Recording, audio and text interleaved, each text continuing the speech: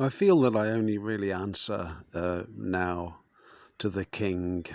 Um, I don't care what other people think, and that's just how it is now. I know that in my family in particular, and perhaps among my friends, people I would call friends or acquaintances, many people will disagree with my positions on all sorts of things. Um, Particularly, actually, Christians I found to be some of my most resolute enemies. It surprised me to realize that it was to be that way. I would say certainly not all, but people who do profess themselves, or who would call themselves Christians, shall we say. Um,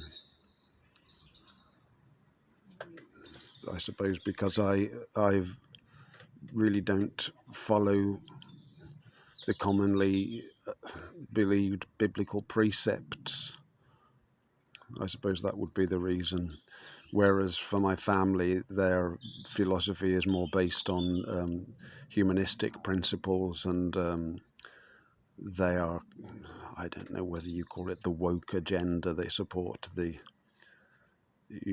sort of different aspects of gender definition, I suppose, and all these sorts of things, and the idea that the world is moving into a state of greater fairness from ancient or prehistoric times, which they, I suppose, would call the Bible just superstition designed to place certain classes of citizens into bondage and all the rest of it.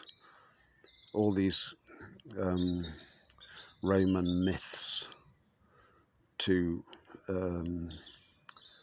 denounce and to defile the Word of God as though it were a small thing by people who really have never cracked a Bible in their lives.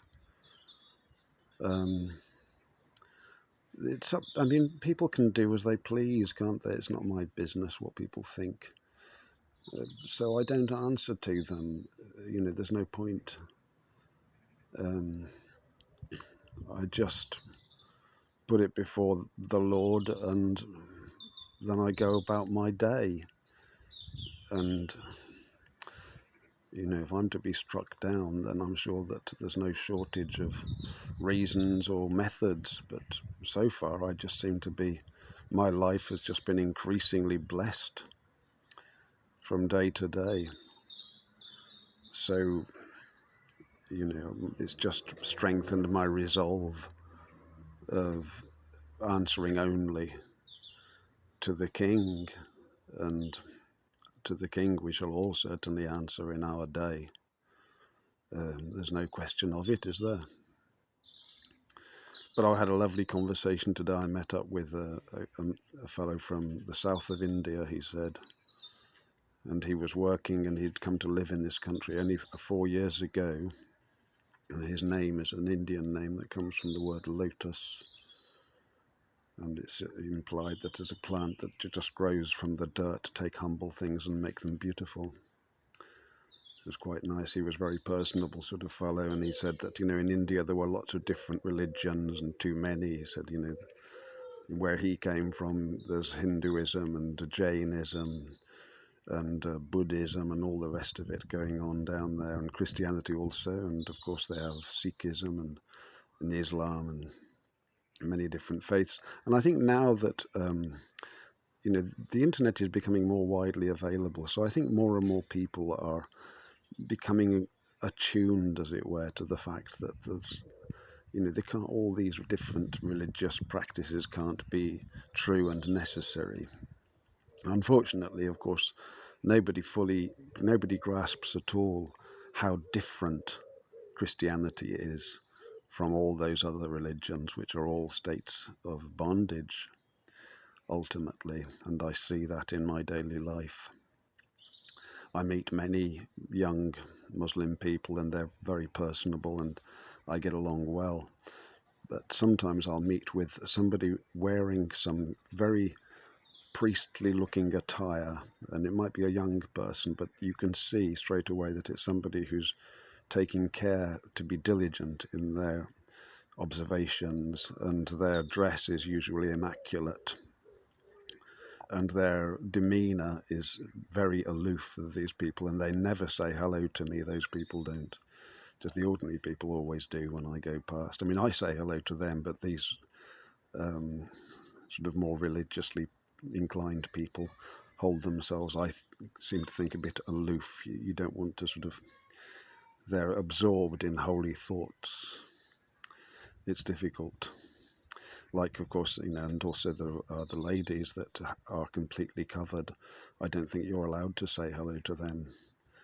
I think that's considered to be, you're probably haram, you're an unclean thing, and they don't want you speaking to their wife, because if a woman's covered, she's married. That's quite a harsh treatment of women, I suppose you could call it.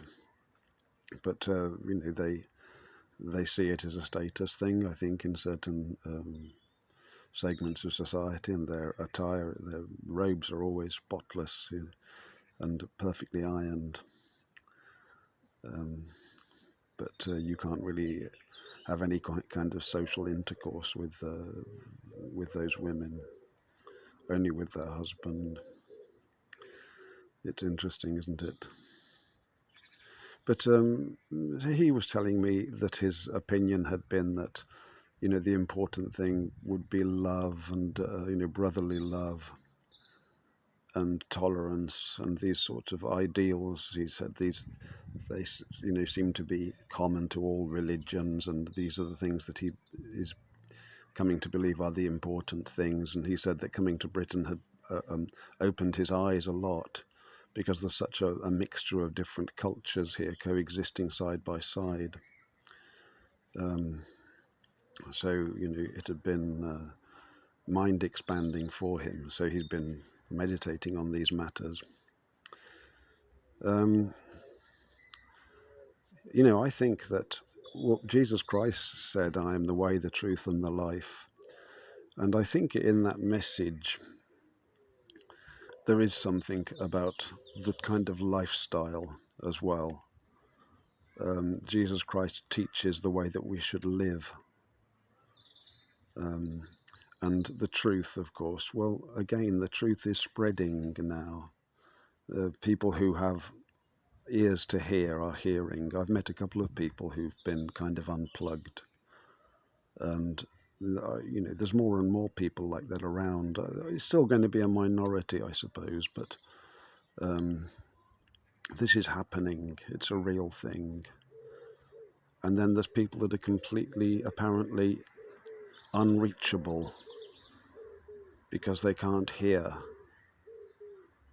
and they look but they don't see somehow. And I think I don't want to bother people with my ideas, and the people like that very often do find those ideas bothersome. So there's no point in bothering people, is there? And I've desisted from it. And nobody seems to bother me either, so I guess everybody's better off these days. But anyway, it's a beautiful evening here in Albion, and I'm enjoying a bit of evening sunlight while I await a coffee and getting back and doing some work at last. God bless.